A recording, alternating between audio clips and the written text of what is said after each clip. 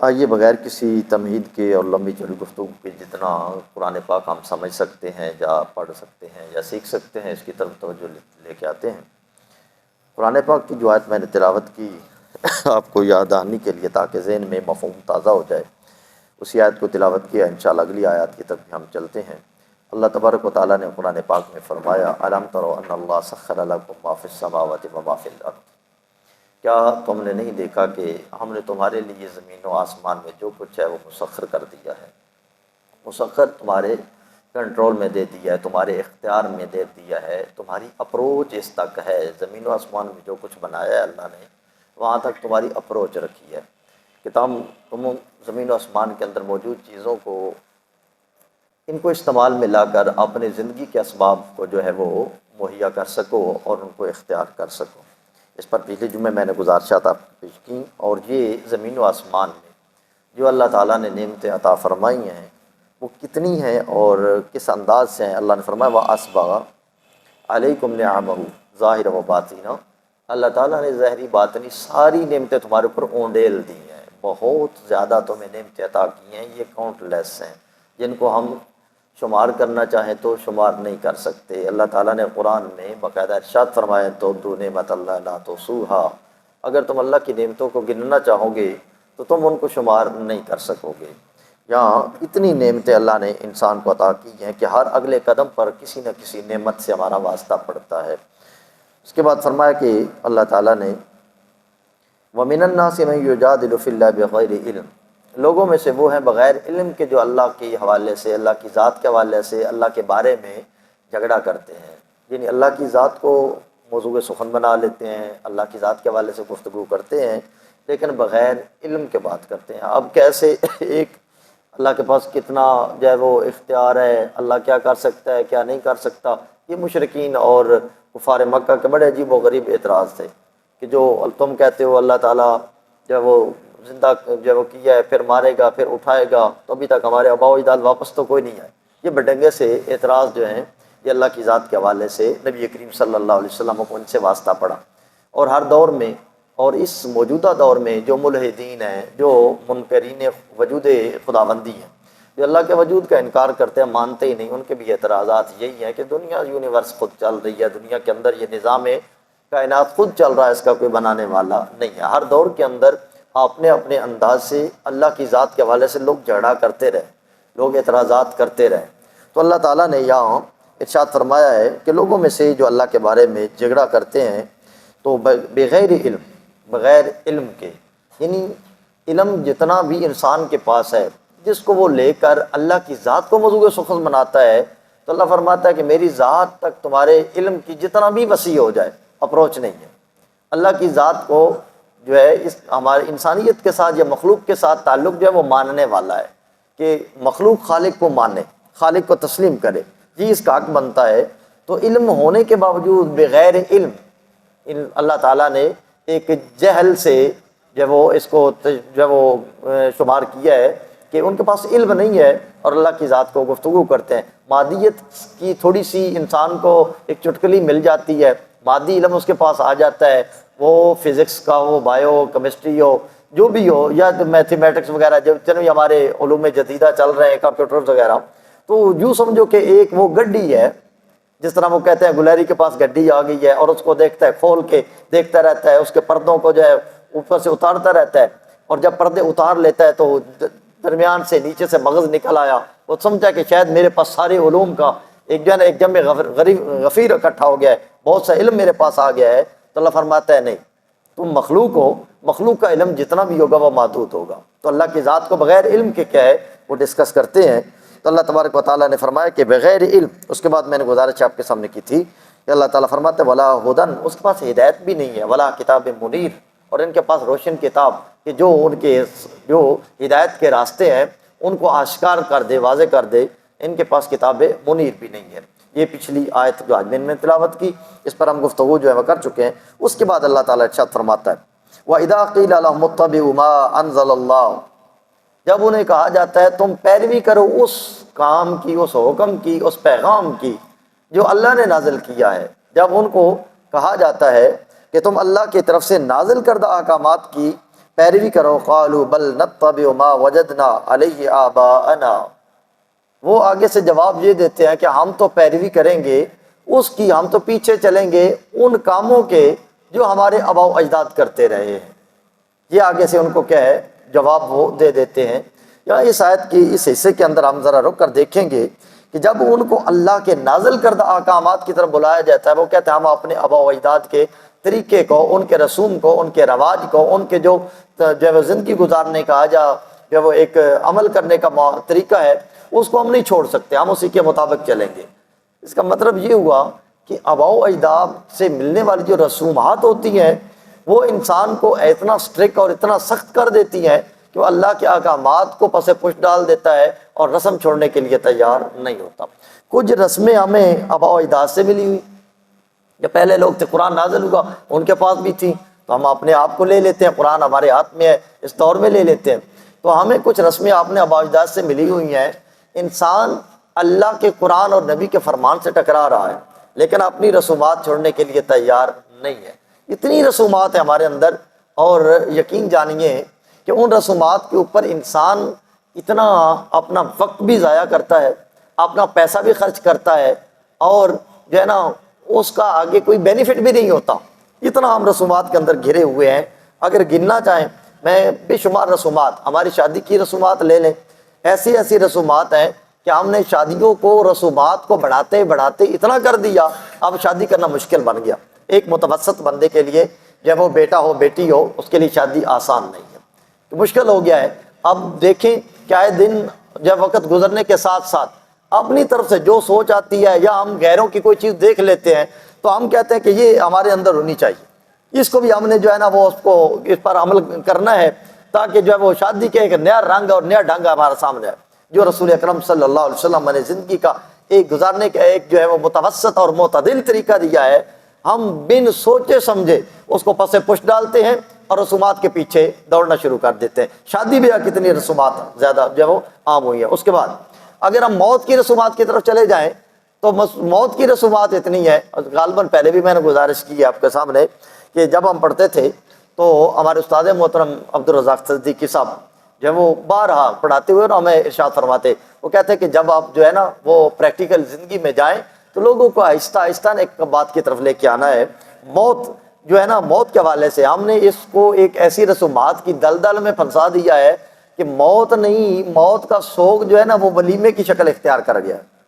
جو موت کا سوگ ہے وہ ولیمہ بن چکا ہے، تو اس کے خلاف تم نے جہاد کرنا ہے۔ یہ میرے استاد محترم کے الفاظ ہیں۔ فرماتے ہیں بیٹا آہستہ آہستہ آپ نے کیا کرنا ہے، لوگوں کو بتانا ہے کہ موت کیا ہوتی ہے، سوگ کیا ہوتا ہے، مرگ کیا ہوتا ہے، خوشی کیا ہوتی ہے۔ ہم نے خوشی کو تو حد سے تجاوز کر گئی نا، ہماری خوشیاں جو ہے ایسی ایسی رسومات ہم نے ڈالی ہیں کہ اللہ کی پناہ مانگے۔ اور موت والا جو ہے، حتیٰ کہ آپ بذات خود اس چیز کے گواہ ہیں کہ اب ہمارے کل پر، ہمارے چہلم پر، ہمارے دسویں پر لوگوں نے کارڈ چھپوانا شروع کر دی ہے۔ کارڈ چھپائے جاتے ہیں کہ فلاں دن ہمارا جناب علی جو ہے نا وہ 10واں ہے، فلاں دن جو ہے نا وہ کل ہے، باقاعدہ جو ہے وہ اس انداز سے، اور کل ولیمے سے آگے بڑھ کر ہے،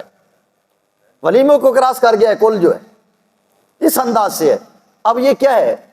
اب اس کو اصالِ ثواب کا سہارا لے کر، اصالِ ثواب کا، یہ اصالِ ثواب کر رہے ہیں، اس کا سہارا لے کر ہم نے موت اور خوشی کا جو ایک فرق تھا وہ بھی مٹا ڈالا ہے۔ تو میرے بھائیوں کہ یہ چیز جو ہے، یہ اس وقت قرآن نازل ہو رہا تھا تو قرآن پاک کی آیات کوٹ کر رہی ہیں کہ لوگ رسومات سے کیسے جڑ جاتے ہیں۔ لوگوں کے اندر جو ایک چیز جو ہے نا اپنی طرف سے بنی بنائی جو ہے نا وہ ایڈ ہو جاتی ہے، وہ آرام سے ناک کی خاطر یا اس رسم کو چھوڑنا نہیں چاہتے۔ جو بھی ہے آگے ذکر آ رہا ہے کہ ہمیں مجبور کون کرتا ہے، اس کا بھی جو ہے نا ہمیں اس طرف بلانے والا، اس کا بھی آگے ذکر آ رہا ہے۔ تو لوگ جو ہیں ان رسومات سے دور ہونے کو تیار نہیں ہے۔ ہمیں اللہ اور اس کے پاک رسول صلی اللہ علیہ وسلم کے احکامات کی طرف دنیا کی رسومات سے، دنیا کے دکھلاوے سے ٹکر لے کر قرآن اور نبی کے فرمان کی طرف لوٹنا ہے۔ یہ اس میں کوئی نہ کوئی ہتک ہوگی، نہ کوئی بےزتی ہوگی، نہ کوئی ہمارے اوپر آبجیکشن کرے گا، نہ کوئی اعتراض ہوگا۔ بالکل جو ہے اگر ہم عزت اور احترام کے ساتھ خوشی بھی منائیں اور غمی کا جو سوگ ہے اس کو غمی ہی رہنے دیں، اور جو ہے نا لگاتار اب کیا ہے، گھر کے اندر ایک بندہ کل کا بہترین طریقہ کیا ہے کہ اولاد اپنے والد کی یا اپنے رشتہ دار کی، دوست کی، قریبی کے جو دنیا سے چلا گیا ہے، اس کو دیکھ کر کیا کرے؟ وہ وعدہ کرے اپنے تائیں جو ہے کہ یا اللہ یہ دنیا سے چلا گیا، بڑا میرا پیارا بھی تھا، باپ تھا، بھائی تھا، جو بھی ہے، یہ نہیں رہا تو میں نے بھی نہیں رہنا۔ سب سے پہلے تو موت سے یہ سبق سیکھے کہ دنیا سے کوچ کر کے کل میں نے بھی چلا جانا ہے۔ اپنی تیاری، اپنے رویے کو چینج کرے، اپنے ضمیر کو جھنجھوڑے کہ میں جو ہے اگر کوتاہیوں کی طرف زندگی گزار رہا ہوں، اللہ کی ذات سے، اللہ کے نبی کے فرمان سے دور زندگی گزار رہا ہوں، تو میں لوٹ کر اللہ اور اس کے پاک رسول کا مطیع اور فرما بردار بن جاؤں، اس طرح لوٹ کے آ جائے۔ لیکن کیا ہے، انسان کے اندر یہ شعور پیدا نہیں ہوتا۔ جو رسوماتیں مر گئے ہیں، فوت والی ہیں، ان کو ہم دن بدن کیا ہے بڑھاتے چلے جاتے ہیں، اور اور ہوتا کیا ہے، ہمیں سوگ بھی تھوڑا ہی ہوتا ہے۔ آپ بذات خود جانتے ہیں کہ ہم کسی کے لیے بندہ پڑا ہوا ہے، کسی کی فوتگی ہو گئی ہے، تو سارے اکٹھے ہوئے آئے ہم سوگ کے لیے، ہاں افسوس کے لیے،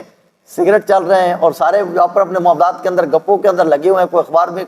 کوئی ملک کی سیاست ڈسکس کر رہا ہے، کوئی ڈسکس کر رہا ہے۔ وہاں بیٹھ کر بھی ہمیں اس مرنے والے کا کوئی غم منانے کے لیے یا ان کے غم میں ہم شامل ہونے کے لیے نہیں آتے، اپنی اپنی گپوں کے اندر شامل ہو جاتے ہیں اور لگ جاتے ہیں۔ اور اسی طرح جب ہم قبر کے دانے پر اس کو لے کے کھڑے ہوتے ہیں، بذات خود آپ بھی اس دنیا میں، میں بھی، یا ان چیزوں کو بذات خود میں بھی آبزرو کرتا رہتا ہوں، آپ بھی دیکھتے رہتے ہیں کہ اسی قبرستان کے اندر حتیٰ کہ جو ہے نبی کریم صلی اللہ علیہ وسلم کا طریقہ مبارک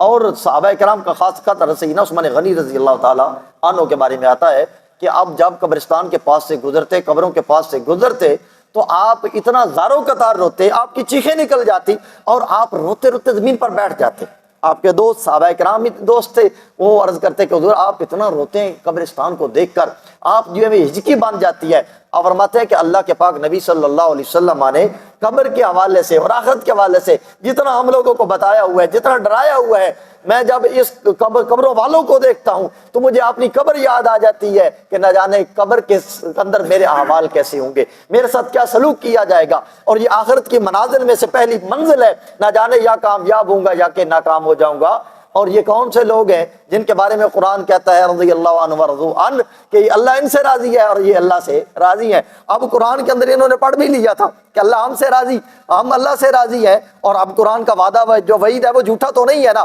اللہ تعالیٰ قرآن میں خود فرماتے ہیں وَمَنْ أَصْدَقُ مِنَ اللَّهِ قِيلًا، اللہ سے بڑھ کر سچا کون ہو سکتا ہے۔ اب سچی کتاب بھی ہے، کلام الہی ہے، ان کو یقین بھی تھا، اور نبی کے طالب علم ہے، سیکھا ہوا رسول کائنات صلی اللہ علیہ وسلم کی ذات پاک سے ہے، لیکن ڈر اور خوف ان کا مٹا نہیں ہے۔ اور جو ہے ہم نے نبی کریم صلی اللہ علیہ وسلم کی زیارت بھی نہیں، قرآن جو ہے انڈائریکٹ ہم تک پہنچا ہے، اور ہم لوگ جو ہے ہمارے پاس تو وہ جو ہے وہ بشارتیں بھی نہیں ہیں، وہ خوشخبریاں بھی نہیں ہیں کہ جو قرآن کے اندر ہے کہ ہم کہیں کہ یہ میرے لیے ہے، میرے لیے۔ صحابہ تو کہہ سکتے تھے کیونکہ اللہ کے نبی سے جو کلمہ پڑھا، اللہ نے ان کی تعریف میں قرآن پاک کی جو آیات کو نازل فرمایا، اور اللہ تعالیٰ نے ان کو بشارتیں دی کہ اللہ تبارک و تعالیٰ نے فرما دیا کہ دنیا کے اندر رہتے ہوئے میرے پاک نبی کے چہرے پاک کو دیکھ کر جنہوں نے کلمہ پڑھا ہے، میں ان کو دنیا میں بشارت دیتا ہوں کہ میں ان سے راضی ہوں اور وہ مجھ سے راضی ہیں۔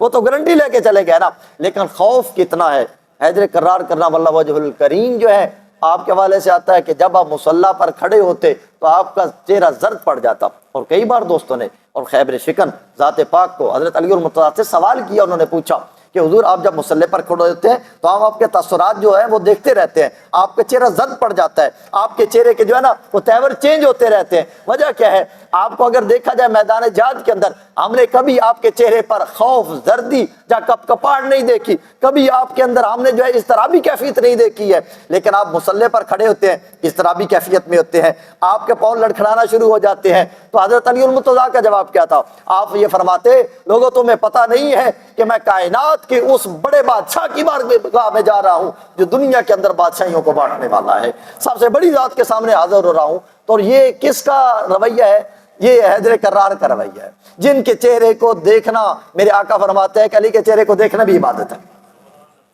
اتنا مقام ہے۔ اب ساتھ اشارہ دے رہا ہوں، دیکھیں اتنی ہستیوں کے اتنے مقامات ہیں، اور ہم ذرہ بار جو ہے ہمیں خوف بھی نہیں آتا ہے۔ تو میرے بھائی عرض کرنے کا مقصد کیا ہے کہ موت کا بھی سلسلہ چینج ہوا، زندگیوں کا جو حیات کا سلسلہ بھی چینج ہوا، اور اس انداز سے جو ہے ہمارے رسومات جو ہے ہمارے اوپر مسلط ہوتی چلی گئی، اور ہم نے اپنی موت کو بھی مشکل بنا دیا اور اپنے خوشی کو بھی کیا کر دیا؟ مشکل بنا دیا۔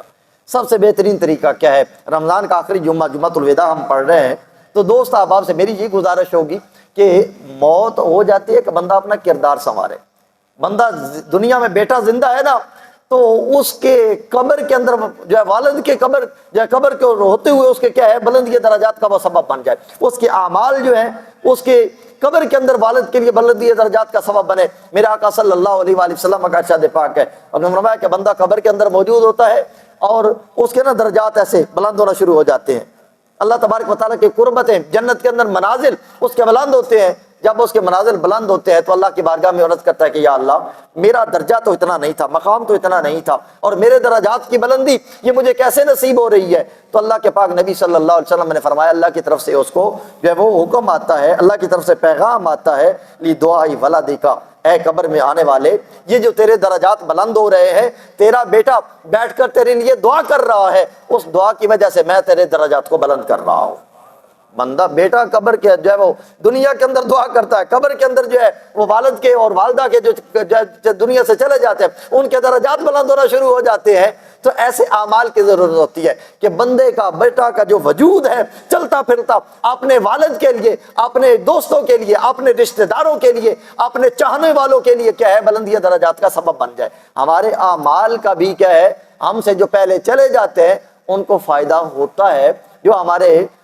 آتا کہ جن کے ساتھ ہم جن کو پہچانتے بھی نہیں ہے نا، قرآن کی سورت تو یہ بتاتی ہے ربنا اغفر لنا ولاخواننا الذین سبقونا بالایمان، کہ یا اللہ ہمیں بھی معاف کر دے اور جو ہم سے ایمان کی حالت میں سبقت لے گئے ہیں ان کی بھی مغفرت فرما دے۔ تو اس دعا کے جو الفاظ ہیں، دنیا کے جس خطے اور کونے یا حصے کے اندر کوئی بھی مسلمان بستا اور رہتا ہے وہ ہماری دعا کا حقدار بن جاتا ہے، اس کو اس دعا سے حصہ مل جاتا ہے۔ دعا کون کرے گا؟ جو قرآن پڑھے گا وہ کرے گا، یا جو ہے وہ ہاتھ اٹھا کر دعا مانگے گا، ان آیات کو پڑھے گا، یا پھر نماز ادا کر کے رب اجعلنی مقیم الصلاۃ ومن ذریتی ربنا وتقبل دعا ربنا اغفر لی ولوالدی وللمؤمنین یوم یقوم الحساب، یہ پڑھا گیا تو تب جا کر جو ہے وہ جو کسی کے لیے دعا کرنے کا یا بلندی درجات کا سبب بنے گا۔ اور ادھر آنا ہی نہیں ہے، نہ نماز کی طرف آنا ہے، نہ قرآن کی طرف آنا ہے، نہ ہدایت کی طرف آنا ہے۔ ہمارے اعمال مرگ کو دیکھ کر، مرنے والوں کو دیکھ کر بھی اگر سدھرتے نہیں ہیں تو پھر ہمیں اس سے بڑھ کر اور کچھ سدھارنے والی چیز نہیں ہے۔ اور کئی بار جو ہے کل کے موقع پر میں گزارش کیا کرتا ہوں آپ کے سامنے، رسول اکرم صلی اللہ علیہ وآلہ وسلم نے فرمایا اکثر الذکر ہادم اللذات، کہ لذتوں کو ختم کرنے والی کا زیادہ سے زیادہ ذکر کیا کرو، یاد کیا کرو لذتوں کو ختم کرنے والی کو۔ صحابہ نے عرض کیا یا رسول اللہ صلی اللہ علیہ وآلہ وسلم، وہ لذتوں کو ختم کرنے والی چیز کیا ہے؟ میرے آقا صلی اللہ علیہ وسلم نے فرمایا الموت، کہ موت کو کثرت سے یاد کیا کرو۔ تو میں نے 2-3 مثالوں تھوڑی وضاحت بھی کر دی ہے کہ ہم رسومات کو چھوڑتے نہیں ہیں، بعض مسلط ہو رہی ہیں۔ تو رمضان کا مہینہ جو ہے یہ تجدید عہد کا مہینہ ہوتا ہے، یہ پریکٹس کا مہینہ ہوتا ہے۔ انسان ایک مہینہ پریکٹس کرتا ہے، حلال چیز کو کھانا چھوڑ دیا، حلال چیز کو پینا چھوڑ دیا، اور جو ہے کیوں چھوڑا؟ اس لیے حالانکہ تنہائی میں مواقع بھی میسر آتے رہتے ہیں بندے کو، بندہ باہر نکلے جی روزے سے ہوں، الگ کمرے میں جائے پانی کا گلاس پی جائے، جب روٹی کھا لے، کس کو پتا ہے؟ صرف اللہ کو پتا ہے نا کہ اس نے جو ہے وہ کھا پی رہا ہے، اور کو کسی کو نہیں پتا۔ دنیا کی نظروں میں روزہ دار بنا رہے، اچھا جس طرح ہم دنیا کی نظروں میں ویسے پارسا بن جاتے ہیں، باہر میں نکلوں تو باہر میں نے بڑا پارسائی کا لبادہ اوڑھ کے نکل جانا ہے کہ بڑا جو ہے پارسا ہوں، لیکن کیا انڈر گراؤنڈ تو مجھے پتا ہے میں کیا کیا کرتا ہوں۔ اسی طرح ہر بندہ باہر نکلتا ہے تو دکھلاوے کے لیے پارسائی کا لبادہ اوڑھ لیتا ہے، تو یہ بھی تو ایک عبادت ہی ہے نا۔ باقی ہم معاملات کے اندر، عبادات کے اندر پارسائی کا لبادہ لوڑ اوڑھ کر جو نکل جاتے ہیں، تو یہاں بھی اوڑھ کے نکلے نا۔ جو کہ تنہا بندہ ہوتا ہے نہیں کھاتا، وجہ کیا ہے؟ یہ روزے کی برکات ہے کہ بندہ تنہا بھی ہوتا ہے، نہیں کھاتا نہیں پیتا، اور اس کے دل و دماغ کے اندر ایک ذات کا جو ضابطہ اور اس کا جو کنٹرول اور قبضہ اور جو اس کی ایک بریک بینی ہے وہ اتنی غالب ہوتی ہے۔ رمضان کے مہینے انسان کھانے پینے کو چھوڑ دیتا ہے، تناؤ کہتا ہے نہیں میں نہیں کھاؤں گا کیونکہ روزہ ہے۔ تو مالک کی بارگاہ میں یہ بھی عرض کریں کہ مالک اتنی مجھے یہ پریکٹس ہو رہی ہے، میں تنہا ہو کر کھاتا نہیں ہوں، پیتا نہیں ہوں، صرف روزے کی قدر کرتا ہوں، تو یہ صرف کھانا پینا روکا تو نہیں گیا تھا، یہ پریکٹس کرائی گئی تھی۔ اے میرے بندے، جس طرح رمضان کے مہینے کے اندر کھانا پینا چھوڑ دیتا ہے، یہ میں تمہیں پریکٹس کرا رہا ہوں کہ کوئی دیکھے نہ دیکھے، جب بھی میری نافرمانی کا تمہیں کوئی موقع مل جائے، تو تنہا ہو، تیرے پاس سارے اسباب بھی جو ہیں وہ نافرمانی کے، حرام کاری کے، حرام خوری کے، لوگوں کی عزت اچھالنے کے جتنے بھی مواقع آ جائیں، تو نے کیا کرنا ہے؟ جس طرح رمضان میں تیرے دماغ میں حاضر رہتا ہوں، ہر موقع پر تو نے یہی سمجھنا ہے کہ میرا رب مجھے دیکھ رہا ہے۔ تو رمضان کا مہینہ آج الوداع ہو رہا ہے ہم سے، ایک پریکٹس کا مہینہ تھا۔ اگر رمضان کے روزے رکھ کے بھی ہماری زندگی تبدیل نہیں ہوتی، یقین جانیے کہ روزے رکھنے کا فائدہ پھر کوئی نہیں ہوتا۔ یہ میں اپنی طرف سے نہیں کہہ رہا، میرے آقا صلی اللہ علیہ وسلم نے ارشاد فرمایا، میرے آقا نے فرمایا کہ جس بندے نے جھوٹ بولنا اور جھوٹے کام، غلط کام کرنا نہیں نہ چھوڑے، تو اللہ تبارک و تعالیٰ کو اس کی کوئی ضرورت نہیں ہے کہ وہ کھانا پینا چھوڑ دے۔ حدیث طیبہ کہتا ہے اللہ کو کوئی ضرورت نہیں ہے کہ وہ کھانا پینا چھوڑ دے۔ تو پورا مہینہ میں نے بھی کھانا پینا چھوڑے رکھا ہے، آپ نے بھی کھانا پینا چھوڑے رکھا ہے، تو اس کھانا پینے کے چھوڑنے نے ہمیں کوئی فائدہ بھی دیا ہے؟ اب جو رمضان گزر جائے گا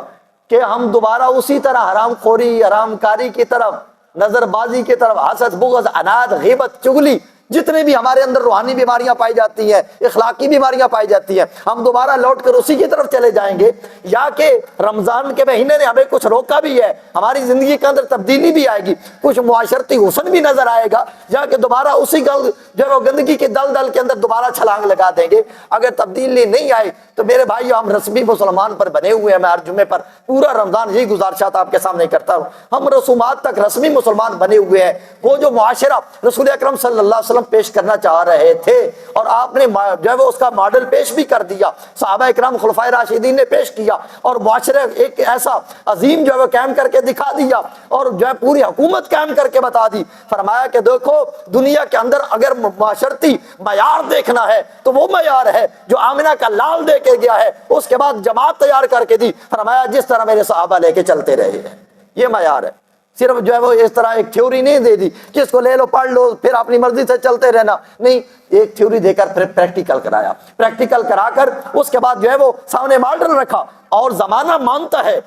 حضرت عمر فاروق ہوں یا سیدنا صدیق اکبر رضی اللہ تعالیٰ عنہ، صحابہ اکرام رضوان اللہ علیہم اجمعین، جو خلافت راشدہ کا دور ہے، کوئی بندہ گشت تنقید نہیں رکھ سکتا، کوئی بندہ انگلی نہیں اٹھا سکتا، ہر بندہ گشبہ دندہ ہے کہ جو ہے جب نبی کریم صلی اللہ علیہ وسلم کے وصال پاک کے بعد کس انداز سے اسی منہج پر، اسی اسلوب اور طریقے پر جو ہے میرے پاک محبوب صلی اللہ علیہ وسلم کے صحابہ نے جو ہے امت کو لے کے چلے، اور اسی طرح سارا نظام لے کے چلے، اور پورا ماڈل سامنے پیش کیا کہ لوگوں کامیابی اور کامرانی کا اگر ہمارے پاس کوئی بہترین اگر کوئی طریقہ ہے تو وہ مصطفی طریقہ ہے، میرے رب کا دیا ہوا پیغام اسلام۔ تو کیا ہے، رمضان کے بعد ایک تو یہ کوشش کرنی ہے کہ جو کسی بندے سے مشورہ کر لیا کریں، اپنے اپنے محلے کے اندر مساجد کا ائمہ کرام ہیں، علماء کرام ہیں، جس پر زیادہ کسی کا اعتماد ہو، اس سے بات کر لیا کرے کہ یار ہم یہ کام کرنے جا رہے ہیں، تو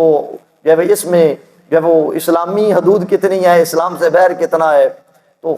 جو وہ قرآن و حدیث کی روشنی میں رہنمائی کرے، اس کے مطابق عمل کر لیں۔ لازمی جو ہے کسی نہ کسی سے گائیڈ لے لیں، جو ہماری مرضی ہے اس کے مطابق نہ چلتے رہیں، بلکہ ہر فیلڈ کے اندر دیکھیں نا، کوئی نہ کوئی رجال ہوتے ہیں، ہر فیلڈ کے اندر کوئی نہ کوئی اس کا سکل رکھنے والا کوئی ماہر ہوتا ہے، ہر فیلڈ کے اندر ہم ماہر تلاش کرتے ہیں، تو مذہبی فیلڈ کے اندر بھی کیا کریں، ماہر تلاش کریں، سمجھدار لوگ تلاش کریں، یا خود ہی سمجھدار بن جائیں، قرآن کے قریب آ جائیں، حدیث کے قریب آ جائیں کہ میرے رب کو قرآن کیا کہتا ہے اور میرے پاک محبوب کا فرمان کیا کہتا ہے۔ یہ بھی تو آسان طریقہ ہے نا، ہمارے اوپر لازم بھی ہے کہ رسول کریم صلی اللہ علیہ وسلم کے طریقے پر جو ہے وہ لے کے چلیں۔ تو کیا ہے، جب انہیں کہا جاتا ہے کہ آؤ ان احکامات کی طرف جو اللہ نے نازل کی ہے، تو جواب کیا ملتا ہے جی کہ بل نتبع ما وجدنا علی آباءنا، ہم تو پیروی کریں گی اس کی جو ہمارے آبا و اجداد نے کیا ہے۔ تو اللہ فرماتا ہے نہیں۔ اب آبا و اجداد کی بات ہونے کے بعد آگے اللہ نے فرمایا اولو کان الشیطان یدعوہم الی عذاب السعیر، کیا اگر ان کو شیطان بھڑکتے ہوئے عذاب، جہنم کے عذاب کی طرف بلائے، پھر بھی اسی طرف چلتے رہیں گے؟ اب آبا و اجداد کی بات نہیں ہوئی، پیچھے آبا و اجداد کا ذکر ہوا۔ پہلے کہتے ہیں کہ ہم آبا و اجداد کے طریقے پر چلتے رہیں گے، تو اللہ تعالیٰ نے یہاں اگلی آیت کے حصے میں فرما دیا کیا شیطان ان کو جہنم کی عذاب کی طرف لے جائے تو پھر بھی اسی طریقے پر رہیں گے؟ اس کا مطلب یہ ہوا کہ کئی ہمارے ایسے معاملات ہیں، رسومات ہیں جو شیطانی رسومات ہیں، آگے شیطان کا ذکر ہو گیا نا، وہ شیطانی رسومات ہیں، انسان سے شیطان بہت کچھ کرا لیتا ہے۔ مثال کے طور پر شہرت کے لیے کہ باپ کا کل، ابھی میں اسی کی بات کر رہا، کل نہیں کرایا، اگر لوگوں کو لنگر جو ہے نا اچھا رج کے نہیں نہ کھلایا تو لوگ کہیں گے کہ دیکھو جی انہوں نے تو اپنے باپ کا کل بھی نہیں کیا۔ اچھا ذہن میں کون ڈال رہا ہے؟ اس کا بہترین معتدل طریقہ جو نبوی طریقہ وہ کیا ہے کہ ہم قرآن کی تلاوت کر کے عبادات میں والدین کے لیے حصہ رکھ لیں، اگر اللہ توفیق عطا فرمائے۔ اور میں یہ بات بڑی ضروری کر رہا ہوں، اس کو مد نظر رکھیں کہ ہم جو ہے نا وہ ساری جو ہے نا آگے پیچھے جو ہے نفلی صدقات کی طرف دوڑتے رہتے ہیں۔ اگر کسی کا بڑا کوئی فوت ہو چکا ہے یا والد فوت ہو چکا ہے، سب سے پہلے یہ دیکھیں کہ دنیا میں رہتے ہوئے میرے والد صاحب کے روزے کتنے رہ گئے تھے، میرے والد صاحب نمازیں پڑھتے تھے نہیں پڑھتے تھے، یا نمازیں پڑھتے تو ان کی قضا تو نہیں ہوگی دوران بیماری، نمازیں تو نہیں رہ گئی تھی۔ اب سب سے پہلے انسان یہ فکر کرے اگر اللہ مجھے ہمت اور توفیق دیتا ہے تو میں کسی مسکین غریب کو صدقہ و خیرات دیتے ہوئے یہ نیت کر لوں کہ یہ میرے والد کے روزوں کا فدیہ ہے، کیونکہ فرائض کے بارے میں تو پوچھا جانا ہے نا، فرائض تو ٹلتے نہیں ہے، فرائض کی تو جواب دہی ہے۔ اس کا حساب لگا کہ بندہ کہے کہ یہ جو بدلہ ہے میں والدین کے لیے یا کسی مسکین غریب کو یا کسی ایسی جگہ پر جہاں وہ صدقہ لگ جاتا ہے میں دے رہا ہوں اس لیے کہ میرے والد کتنے روزے رہتے تھے وہ ٹل جائے۔ اور اسی طرح اتنی نمازیں ان کی رہ گئی تھی، یا اللہ نمازیں ان کے ذمہ لازم تھی، فزیکلی عبادت تھی، اب کیا نمازوں کا فدیہ جو ہے شرن تو نہیں ہے، لیکن کیا ہے اللہ تعالیٰ کے لیے لاجپال ذات ہے، اللہ تعالیٰ رحیم ہے کریم ہے، لیکن اس نیت سے کہ مالک یہ میں کسی مسکین کی خدمت اس لیے کر رہا ہوں کہ میرے باپ کی اتنی نمازیں رہ گئی تھی، مہربانی فرما کر نمازیں سے معاف کر دینا، درگزر فرما دینا۔ کیوں اللہ تبارک و تعالیٰ فرماتا ہے نا جیسا میرا بندہ میرے بارے میں گمان کرتا ہے میں اسے ایسے ہی سلوک کرتا ہوں، تو ہمیں اللہ کی ذات کے بارے میں پھر اچھا گمان رکھنا چاہیے نا۔ اچھا گمان کرتے ہوئے اللہ تبارک و تعالیٰ کی بارگاہ میں فرائض جو ذمہ داریاں بنتی ہیں، کسی کا حق دینا تھا، کوئی قرض دینا تھا، سب سے پہلے اس کی طرف جائیں، اور جو ہے وہ اس کو جو ہے وہ جو قبر کے اندر اس سے پوچھا جا رہا ہے، حشر کو پوچھا جانا ہے، حقوق العباد ہے یا حقوق اللہ ہے، ان کو ٹالنے کی کوشش کریں۔ یہ نبوی طریقہ ہوگا، رسومات کو پیچھے چھوڑ کر اس طرف آئیں تو یہ جو ذہن سازی کرتا ہے اللہ تعالیٰ نے قرآن پاک میں واضح فرما دیا کہ اولو کان الشیطان یدعو الی عذاب السعیر، اللہ تعالیٰ اگر ان کو شیطان جہنم کے عذاب کی طرف بلائے پھر بھی وہ اپنے آباء و اجداد کے راستے کی طرف چلتے رہیں گے۔ اس کا مطلب یہ ہوا کہ اللہ اور اس کے رسول کا راستہ چھوڑ کر جو بھی راستہ اپناؤ گے دو کام ہوں گے، ایک تو شیطان کا ذکر ہوگا، وہ شیطانی راستہ ہے، وہ رحمانی راستہ نہیں ہے۔ اگلا عذاب سعیر کی بات ہوگی کہ جہنم کے عذاب کی بات ہوگی، اس کا مطلب یہ ہوا کہ اگلا اس کا جو فائنل رزلٹ آنے والا ہے وہ رزلٹ عذاب سعیر ہے، جہنم کا عذاب ہے۔ دو چیزوں کا اللہ تعالیٰ نے ذکر کر دیا کہ نبوی طریقے کو چھوڑ کر جو بھی کرو گے، ایک وہ شیطان کا راستہ ہے، دوسرا وہ جہنم کی طرف جانے والا راستہ ہے۔ یہ اس جمعے کا خصوصی پیغام آپ ذہن میں رکھ لیں۔ اس کے بعد اللہ تبارک و تعالیٰ نے اگلا حصہ بتایا کہ بھئی کامیابی کا طریقہ کیا ہے۔ فرما وَمَن يُسْلِمْ وَجْهَهُ إِلَى اللَّهِ، جو جھکا دیتا ہے اپنا چہرہ اللہ کے لیے۔ ایک معنی، ایک ترجمہ یہ ہو گیا وَمَن يُسْلِمْ، جو سر تسلیم خم کر دیتا ہے، جو حوالے کر دیتا ہے، وجهه اپنے آپ کو، إِلَى اللَّهِ اللہ کے، جو اپنے آپ کو اللہ کے حوالے کر دیتا ہے۔ ایک معنی یہ بنے گا جو اپنا چہرہ اللہ کی بارگاہ میں جھکا دیتا ہے، دوسرا معنی یہ بنے گا کہ جو اپنے آپ کو اللہ کے حوالے کر دیتا ہے۔ کبھی ایسا ہوتا ہے نا کہ ہم جو ہے وہ اپنے انسان کے پورے وجود کو صرف چہرے سے تشبیہ دیتے ہیں۔ اس کی مثال یوں لے لیں کہ ہم جس سے ناراض ہوتے ہیں اس کہہ دیتے ہیں کہ خبردار چلے جاؤ، آج کے بعد مجھے اپنا منہ نہ دکھانا۔ ہم نے منہ لفظ بولا نا، اس کا مطلب یہ ہوتا ہے کہ میرے سامنے نہ آنا، پوری باڈی مراد لی جا رہی ہے، صرف چہرہ نہیں ہے کہ باقی وجود نظر آتا رہے منہ چھپا کے آنا۔ ایسا تو ہم نہیں نہ مانا لیتے کہ میرے سامنے منہ چھپا کے آنا، نو ایسا نہیں کہتے، ہم کہتے ہیں میرے سامنے ہی نہ آنا۔ تو بالکل یہاں بھی واجہ کا معنی چہرہ کا کیا ہوگا، پوری ذات مراد ہوگا کہ اللہ تعالیٰ فرما رہا ہے کہ جس نے اپنے آپ کو، اپنی ذات کو اللہ کے حوالے کر دیا تو وہ محسن، جب وہ اللہ کے حوالے کر رہا تھا تو وہ محسن بھی ہو۔ کافی جمعے پہلے میں نے اس کے بارے میں، محسن کے بارے میں بات کی تھی کہ مقام احسان بڑا ضروری ہے۔ رمضان کے پورے مہینے کا پیغام یہی تھا، مقام احسان کیا کہ ہم اپنے آپ کو ہر وقت اللہ کے سامنے حاضر سمجھیں، صرف مسجد میں نہیں۔ محسن کون ہوتا ہے؟ رسول اکرم صلی اللہ علیہ وسلم، حدیث جبریل مشہور ہے، اسکول کی کتابوں میں بھی یہ ہے۔ رسول اکرم صلی اللہ علیہ وآلہ وسلم جب وہ جبریل امین حاضر ہوئے تو ایمان کے بارے میں پوچھا، اسلام کے بارے میں پوچھا، پھر احسان کے بارے میں پوچھا کہ مل احسان، احسان کیا ہے؟ تو تو جبریل امین نے جب پوچھا تو میرے آقا صلی اللہ علیہ وسلم نے جواب دیا، احسان یہ ان تعبد اللہ کانک تراہ فإن لم تکن تراہ فإنہ یراک، دونوں طرف سے فرمایا کہ احسان یہ ہے، محسن بندہ وہ ہوگا کہ تو اللہ کی عبادت یوں کر کے اللہ کو تو دیکھ رہا ہے،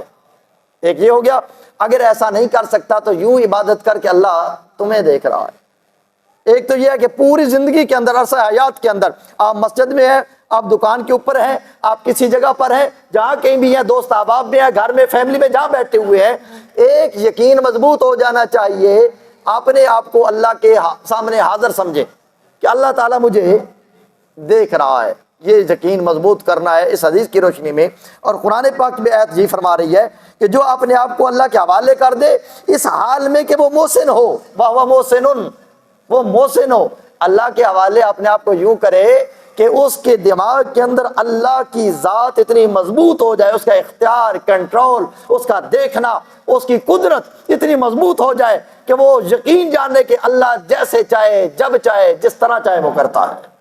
میرا کوئی عمل میرے رب سے چھپا ہوا نہیں ہے۔ پورے رمضان کا پیغام یہی تھا، روزوں کا پیغام یہی تھا۔ تنہائی میں کسی نے تنہائی میں پانی نہیں پیا، میں عرض کر رہا تھا پہلے، تنہائی میں کسی نے نہیں کھایا، وجہ کیا تھی؟ وہ اپنے آپ کو مقام احسان پر لے کے جا رہا تھا، اپنے آپ کو محسن سمجھ رہا تھا کہ میں یوں عبادت کر رہا ہوں کہ اللہ مجھے دیکھ رہا ہے۔ تو اس کو زندگی کے اندر لاگو کرنا ہے، دکان پر بیٹھے، دوست احباب میں، گھر میں، ہر فیلڈ کے اندر، مسجد کے اندر، مسجد سے باہر، اس کو لاگو کرنا ہے کہ اللہ کی ذات پر ہمارا یقین کیا ہو جائے، مضبوط ہو جائے۔ اور اللہ کو منظور بھی یہی ہے، اللہ کی ڈیمانڈ بھی یہی ہے، فرمایا کہ جو اپنے آپ کو اللہ کے سامنے حاضر کرے اور وہ محسن ہو، یہ نہیں ہو کہ صرف ٹوٹل پورا کر رہا ہو۔ اور کئی بار جب میں معذرت کے ساتھ گزارش کر دیتا ہوں کہ لا الہ الا اللہ محمد الرسول اللہ پڑھ کے جو ہے نا وہ دھوکہ دے کے سامان نہ بیچنا ہو، اللہ کو استعمال نہیں کرنا، دین کو استعمال نہیں کرنا، دین استعمال کے لیے نہیں ہے، دین اپلیمنٹ کے لیے ہے، یہ اس پر عمل درآمد کے لیے ہے، یہ عملی زندگی میں لاگو کرنے کے لیے ہے، یہ صرف جو ہے جہاں ضرورت پڑے وہاں ہم مومن بن جائیں، جہاں سمجھے ہمارے مفادات سے بات ٹکرا رہی ہے تو ہم کہیں کہ نہیں کیسے ہو سکتا ہے جی، ماحول چینج ہو چکا ہے، اب دین پر چلنا آسان نہیں رہا ہے، یہ نہیں ہے، دین کمپلیٹ اور مکمل دین ہے، اس کے مطابق چلنا پڑے گا۔ اس لیے فرمایا محسن بننا ضروری ہے کہ اللہ تعالیٰ کے سامنے اپنے آپ کو حاضر کرے اور محسن ہو۔ اگر ایسا رہے گا تو پھر اللہ فرماتا ہے فَقَدِ اسْتَمْسَكَ بِالْعُرْوَةِ الْوُثْقَىٰ، اب جب بندہ ایسا بن گیا نا، اللہ فرماتا ہے اس نے اتنی مضبوط رسی کو اب اپنے ہاتھ میں پکڑ لیا ہے جو ٹوٹنے والی نہیں ہے، یعنی اب اس کا تعلق اللہ سے مضبوط ہو گیا ہے۔ جس نے رمضان سے فائدہ اٹھا کے رمضان کے روزوں کے جو مغز اور رزلٹ اور اصل روح تھی اس کو سمجھ کے اللہ تبارک و تعالیٰ کے اختیار کو اپنی زندگی میں لاگو کر لیا اور پورا دماغ میں بٹھا لیا کہ میں اللہ کے خلاف کوئی کام نہیں کروں گا، میرا اللہ مجھے ہر وقت دیکھ رہا ہے، اللہ تعالیٰ میرے عمل سے ہر وقت واقف ہے، وہ علیم بذات الصدور ہے، وہ لطیف بالعباد ہے، وہ اپنے بندوں کو بڑی باریکی سے دیکھتا ہے۔ یہی روزوں کا پیغام تھا۔ جب بندہ ایسا اپنا آپ کو بنا لے گا، اس نے مضبوط رسی کو پکڑ لیا ہے، اللہ فرماتا ہے پھر وہ ٹوٹنے والی نہیں ہے۔ وَإِلَى اللَّهِ عَاقِبَةُ الْأُمُورِ، سارے معاملات کا انجام اللہ کے پاس ہے۔ فرمایا کہ دونوں راستے بھی بتا دیے کہ رسومات سے نکل کر نبوی طریقے پر آئیں، آیت کے پہلے حصے کا مفہوم یہ، اس کے بعد اگلا طریقہ بتا دیا کہ نبوی طریقہ کیا ہے کہ بندہ اللہ اور اس کے رسول کے احکامات پر ایمانداری سے چلے، اللہ کو ہر وقت حاضر سمجھتے ہوئے، صرف مسجد میں نہیں، دکان پر بھی، ہر لمحہ، زمینوں میں بھی، گھر میں بھی، فیملی میں بھی۔ اس کے بعد کیا؟ مضبوط رسی اس کے ہاتھ میں آ جائے گی۔ اللہ فرماتا ہے انجام دونوں معاملات کا میرے پاس ہے۔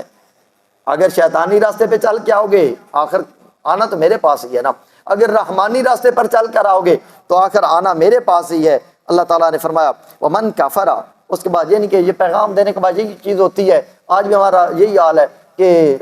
جو ہے ہماری اپنی بھی کوتاہی ہیں، شاید اثر زبان اس قابل نہیں رہی ہے کہ وہ اثر انداز ہو جائے، کہ ہم سب کے ود میرے سارے جو ہے وہ ایسے اعمال ہو گئے، ہم اتنے جو ہے وہ ہمارے دل کالے ہو چکے ہیں کہ اس کی سیاہی دھوتے دھوتے ٹائم 1.5 سالہ لگتا ہے، اور جو ہے وہ اس کا دھونا بڑا مشکل ہے جب تک کہ بندے کا عقل اور شعور احساس بیدار نہ ہو جائے۔ تو احساس بھی جو ہے وہ مر چکا ہے۔ افسوس یہ نہیں کہ ہم ہوئے ہیں بے حس، افسوس تو یہ ہے کہ احساس بے حسی بھی جاتا رہا۔ اگر بندہ بے حس ہو تو کوئی بڑی بات نہیں ہے، اور احساس بے حسی جاتا رہا تو یہ بہت بڑا انسان کا نقصان ہو جاتا ہے۔ بندے کو پتا ہو کہ میں گناہ کر رہا ہوں لیکن اس کو گناہ سمجھتا ہو، پھر وہ جو ہے نا کسی وقت راہ راست پر آ سکتا ہے. بندہ برا کر رہا ہو لیکن احساس ہو کہ میں برا کر رہا ہوں تو کسی وقت اس برائی سے لوٹ سکتا ہے. یا اگر بندہ برا کرتا بھی رہے اس کو برا سمجھا نہیں تو یہ بے حسی جو ہے نا یہ انسان کو پھر راہ راست پر نہیں آنے دیتی. انسان راہ راست سے پھر دور بھاگ جاتا ہے. آج ہم اس معاشرے کے اندر جی رہے ہیں کہ جس میں برائی کو برائی نہیں سمجھا جا رہا, برائی کو پروموٹ کیا جا رہا ہے.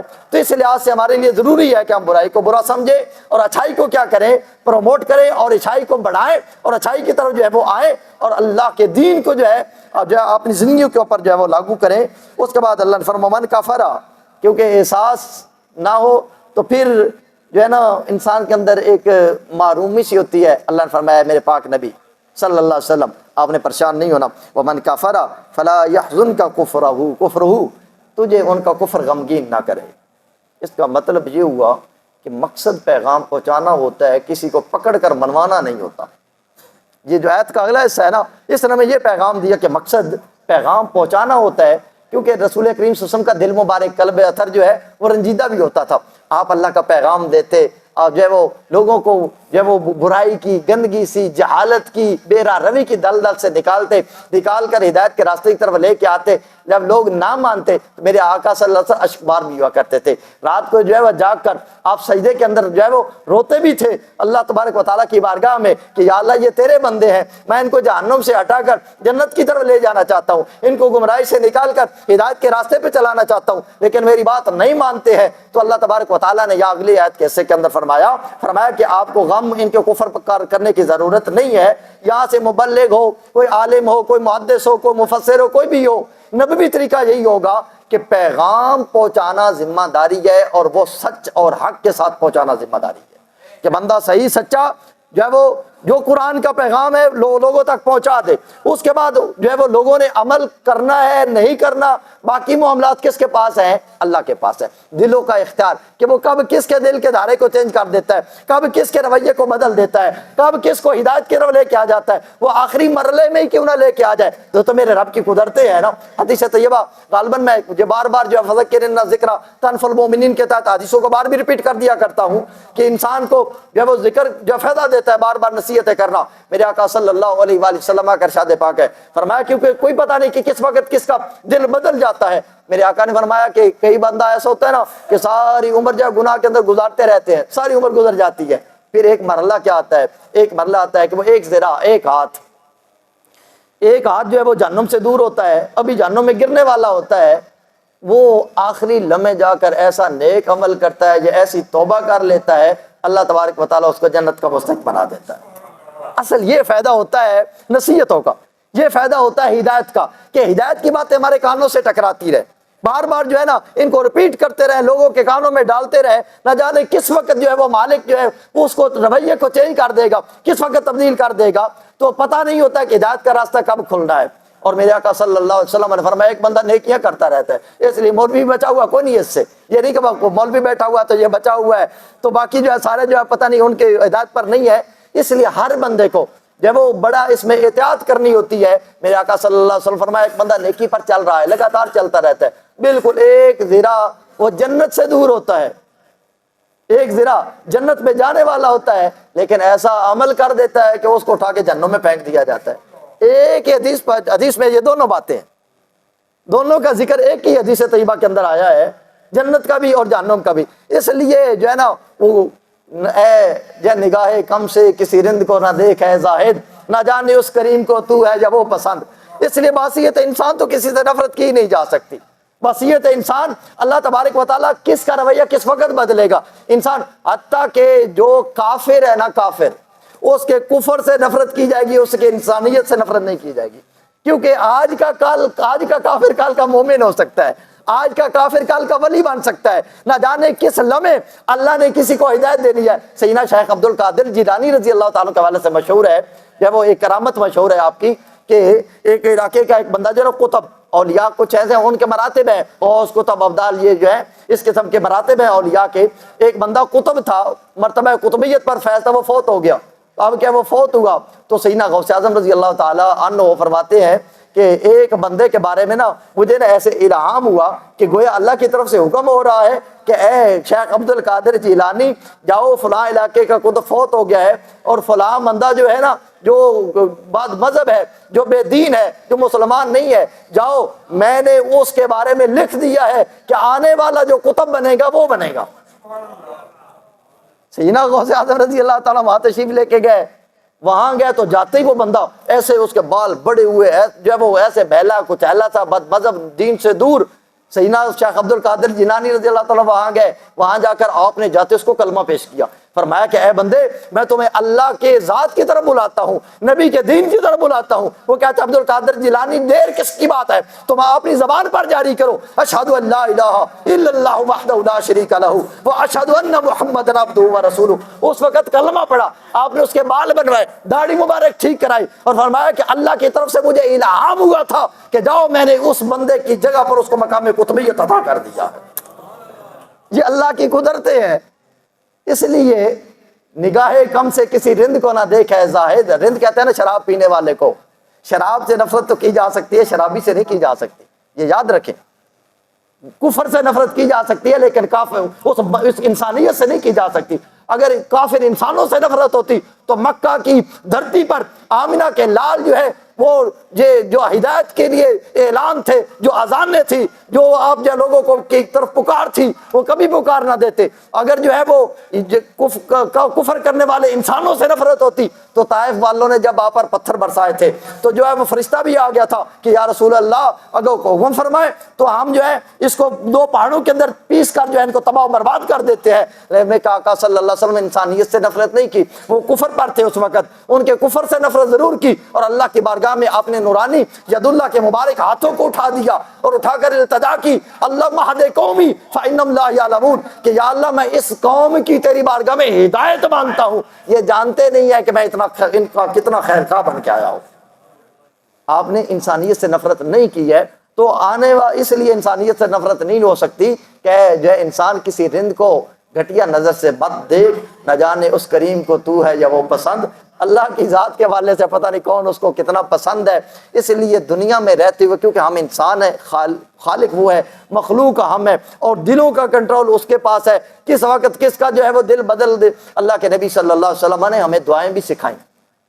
دعائیں بھی سکھائیں۔ پچھلے دنوں میں غالباً میں نے نماز پر دعا آپ کو سنائی ہے، اللہ کے پاک محبوب صلی اللہ علیہ وسلم اللہ کی بارگاہ میں یہ ہماری ہدایت کے لیے تھی۔ آپ تو معصوم ذات ہے، یا جو بھی آپ دعائیں فرماتے تھے ہماری ہدایت کے لیے تھی۔ آپ دعا فرماتے اللہ کے بارگاہ میں عرض کیا کرتے یا مقلب القلوب ثبت قلوب قلبی علی الایمان، کہ یا اللہ اے دلوں کے کنٹرول کو آپ سنبھالنے والے، جس کے ہاتھ میں دلوں کے جو وہ دھڑکنے ہیں، جو دلوں کو پھیرنے والا ہے، میرے دل کو ہدایت پر اور اسلام پر ایمان کر قائم رکھنا۔ یہ رسول کریم صلی اللہ علیہ وسلم دعا فرماتے اور ہمیں سکھاتے۔ اس لیے ایک تو یہ ہے کہ ایک اپنے ایمان کی ہمیں خیر منانی چاہیے، ہدایت کا راستہ چھوڑنا نہیں چاہیے، اور وعدہ کرنا چاہیے، اگلی سانس کا بھی ہمیں علم نہیں ہے۔ تو فرمایا ومن کفر فلا یحزنک کفرہ، اے میرے پاک نبی جو کافر ہیں ان پر غمگین نہ ہو، جب رب چاہے گا جس کو چاہے گا ہدایت عطا فرما دے گا۔ الینا مرجعکم فننبئکم بما عملوا، فرمایا کہ تم سب نے جب میری طرف ہی انہوں نے لوٹ کے آنا ہے، ہم ان کو بتائیں گے بما عملوا، جو وہ عمل کیا کرتے تھے، جو وہ عمل کیا کرتے تھے۔ کس کی بات ہوئی ہے؟ عمل کی بات ہے نا، ٹھیک ہے جی۔ تو ایمان لانے کے ساتھ عمل کی ضرورت ہے، کامیابی کے لیے مسلمان ہونے کے ساتھ ساتھ عمل کی ضرورت ہے۔ باسیت مسلمان تو ہم سارے مسلمان ہیں، تو عمل کدھر ہے؟ رمضان کے بعد مساجد خالی ہوں گی، ایسے ہی ہے، ٹھیک ہے جی۔ تو عمل کی ضرورت ہے، سورہ عصر پڑھے، اور بلکہ جہاں بھی ہدایت کی بات ہوتی ہے، جنت اور جہنم کا تذکرہ چلتا ہے، تو وہاں ہی آپ ان آیات کو چلو دو لفظ میری طرف سے یاد رکھنا، میری گزارش سمجھ کے جب بھی قرآن اٹھا کر تلاوت کرو نا، تو جب ان الفاظ پر پہنچو تو پھر جو ہے نا میرے لفظوں کو یاد کر لینا، ٹھیک ہے۔ الا الذین آمنوا وعملوا الصالحات، بار بار قرآن میں آئے گا۔ چلو کس جمعہ پر میں کاؤنٹ کر کے لے آتا ہوں، آپ کو سنا دوں گا کہ کتنی بار آیا ہے۔ الا الذین آمنوا وعملوا الصالحات، فرمایا کہ لوگ نقصان میں ہیں، سورہ عصر کے اندر یہ آیا نا، مگر وہ جو ایمان لائے وعملوا الصالحات، اور نیک عمل کرتے رہے۔ ایمان کے ساتھ عمل کی بات ہوئی، تو ہم تو ایمان کو لے کے بیٹھے ہوئے ہیں، تو ہم سے چاند نعرے مروا کے تو ہم جنتی ہو جاتے ہیں، معذرت کے ساتھ ساتھ چاند نعروں سے بندہ جنتی ہو جاتا ہے عمل سے دور ہو کر۔ اگر کوئی ایسی تھرمامیٹر یا کوئی ایسا پیمانہ یا کوئی ایسی چیز جو ہے نا لیول جو پتہ نہیں جو بھی ہے میرٹ آپ کے پاس ہو، حدیث سے مل جائے، قرآن سے مل جائے، یا حدیث اور قرآن کے علاوہ کوئی ہستی ایسی مل جائے جو کہے کہ بھائی ایک نعرے سے تم جنتی ہو جاؤ گے، تو پھر وہ مجھے دے دینا تاکہ مجھے بھی تسلی تھوڑی ہو جائے۔ میں تو جب بھی قرآن اٹھاتا ہوں قرآن یہی کہتا ہے اِلَّا الَّذِينَ آمَنُوا وَعَمِلُوا الصَّالِحَاتِ، کہ جو ایمان لائے اور نیک عمل کرتے رہے۔ ہر جگہ پر ایمان کے ساتھ عمل کو اللہ نے جوڑا ہوا ہے۔ ہم کہتے ہیں ایمان جو ہے وہ ایمان ہے تو عمل نہیں۔ میرے بھائیو، معاشرے کے اندر اسلامی معاشرہ صرف ایمان سے قائم نہیں ہو سکتا، عمل سے قائم ہونا ہے۔ ہماری عملی زندگی اس کے ساتھ تعلق ہے کہ مسلمان رہتا کیسے ہے، جیتا کیسے ہے، مرتا کیسے ہے، شادی کیسے کرتا ہے، بیاہ کیسے کرتا ہے، تجارت کیسے کرتا ہے، بول چال کیسے رکھتا ہے، بھائی کے ساتھ کیسے ملتا ہے، گھر کے اندر کیسے رہتا ہے، فیملی بیس کے تعلقات کیا ہے، بین الاقوامی کیا تعلقات ہے۔ یہ سارے عامل الصالحات میں آ رہے ہیں سارے۔ ایمان کا تعلق بندہ منہ سے نہ بولے، تصدیق کر لے دل سے کہ میں اللہ اور اس کے رسول کو مانتا ہوں، چلو ایمان اندر چلا گیا۔ اقرار باللسان و تصدیق بالقلب، ایمان کی صفتیں بچوں کو یاد کراتے ہیں نا کہ تصدیق میں تصدیق قلبی حاصل ہے تو ایمان تو مل گیا، لیکن میں ایمان لے کے بیٹھا ہوں اور عمل نہیں کرتا، اندر سے میں کہتا ہوں رب کو مانتا ہوں، رب کو مانتا ہوں، اللہ اور اس کے رسول کو مانتا ہوں، لیکن عمل میرا ایسا نہیں ہے، تو معاشرہ کہاں سے آئے گا؟ اسلام کہاں نظر آنا ہے؟ معاشرے کے اندر، گھر بار کے اندر کہاں اسلام نظر آئے گا؟ اسلام آئے گا عامل الصالحات سے۔ تو یہاں بھی اللہ تعالیٰ فرما رہا ہے قرآن پاک کے اندر کہ اے میرے پاک محبوب ان پر پریشان نہ ہوں، انہوں نے میری طرف آنا ہے، ہم ان کو بتائیں گے بما عملو، جو یہ عمل کیا کرتے تھے ان کو ضرور بتائیں گے۔ اس کے بعد اللہ تبارک فرمائے ان اللہ علیم بذات الصدور، وہی بات آ گئی، اللہ تعالیٰ تمہارے دلوں کے بھیتوں کو جاننے والا ہے۔ میرے بھائیوں، اپنے سے وعدہ کرو، عہد کرو کہ ہم ایک چیز رمضان کا تحفہ سمجھ رہے ہیں جو رمضان دینے آیا تھا، کہ اللہ دیکھ رہا ہے۔ میری گزارش ہوگی اللہ وہ میرے دلوں کے بھید سے بھی دو سبق رمضان کے یاد رکھ لو۔ اللہ دیکھ رہا ہے، میرے دلوں کے بھید سے واقف ہے، اور یقین جانیے مجھے اللہ کی بارگاہ میں یقین ہے یہ دو کنسیپٹ اور یقین جو ہے نا ہماری زندگی کا دھارا چینج کر دیں گے۔ جب بھی اب میں گناہ کی طرف ہاتھ اٹھاؤں گا نا، جب مجھے فوراً خوف ہوگا اللہ دیکھ رہا ہے، تو میرا ہاتھ گناہ سے ہٹ جائے گا۔ اگر میرے تصورات کسی کے بارے میں برے چل رہے ہیں فیملی کے اعتبار سے، یا اپنے رشتہ داروں یا کسی کے بندے کے مسلمان کے بارے میں کسی حوالے سے برے اگر تصورات چل رہے ہیں، جب میرے ذہن میں جائے گا جب اللہ تبارک و تعالیٰ دلوں کے بھید جاننے والا ہے، تو میں اپنے تصورات پر کنٹرول کروں گا کہ نہیں یا اللہ میں یہ تصورات، یا پڑھوں گا اعوذ باللہ السمیع العلیم من الشیطان الرجیم، یا پڑھوں گا لا حول ولا قوت الا باللہ العلی العظیم، یا اللہ شیطان مردود سے مجھے بچا، میرے تصورات کو کدھر لے کے جا رہا ہے، کہ یا اللہ طاقت تیری، پاور تیری ہے، تیرے علاوہ کوئی کنٹرول نہیں کر سکتا، مالک میرے دل کو بھی سنبھال، میرے عمل کو بھی سنبھال، میں شیطانی راستے سے باز آ جاؤں بچ جاؤں۔ اس وقت انسان پر خوف طاری ہوگا۔ یہ رمضان کا ہمارے لیے سب سے بڑا پیغام تھا۔ میں اللہ کی بارگاہ میں التجا کرتا ہوں کہ مالک ہمیں رمضان کی پوری برکات عطا فرمائے، اور ہم اپنی ساری زندگی اللہ اور اس کے پاک رسول کے احکامات کے مطابق گزارے۔ وآخر دعوانا الحمدللہ۔